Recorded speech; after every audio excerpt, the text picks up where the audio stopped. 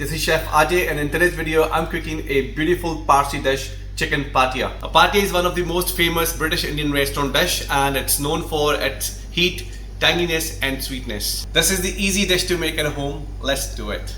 We'll start off by marinating our chicken. This is chicken breast cut into bite-sized pieces, and into this add ginger garlic paste, plain yogurt, lemon juice, turmeric powder, chili powder and salt. Give it a mix.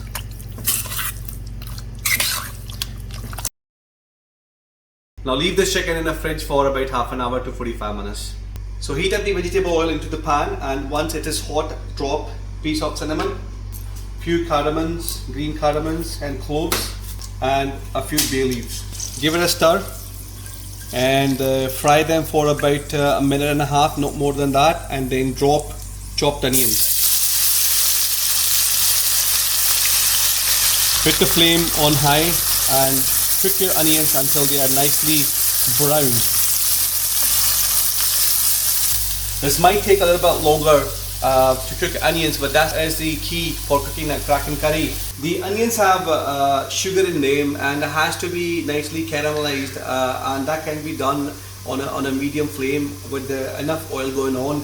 If your onions are not nicely caramelized, you're not going to get that taste of authentic chicken curry. The whole spices that I put in, I will take them out at the end of cook-off, so you can either do that or tie them into a nice muslin cloth, and a thin muslin cloth, and then put it into oil, and that way it'll be easy to get them out at the cook-off. Just after 6 or 7 minutes they have started to get brown, and this is a perfect stage, and they have nicely caramelized, and they will keep cooking.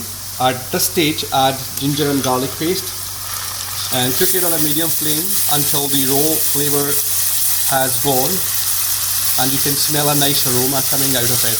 This is how you know your ginger and garlic is nicely cooked. And now add turmeric powder, red chili powder, roasted cumin powder, coriander powder and salt. Cook the spices for no more than 30 to 40 seconds, and then add your marinated chicken.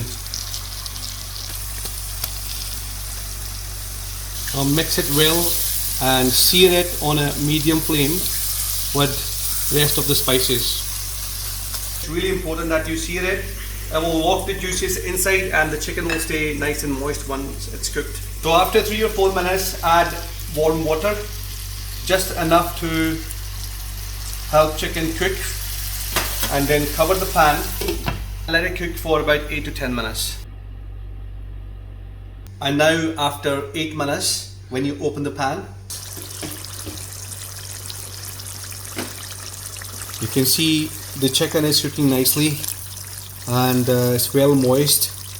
All the aromas are coming nice, and the oil has started to come on the surface. And at this stage add yogurt and stir it.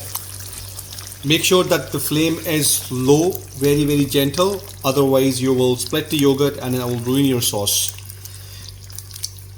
The concept of marinating the meat came from Persians actually.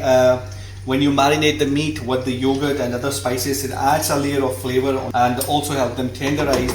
The pores open up and the meat is able to soak up the juices inside, and the yogurt in this sauce will add the creaminess, and which enhances the flavor.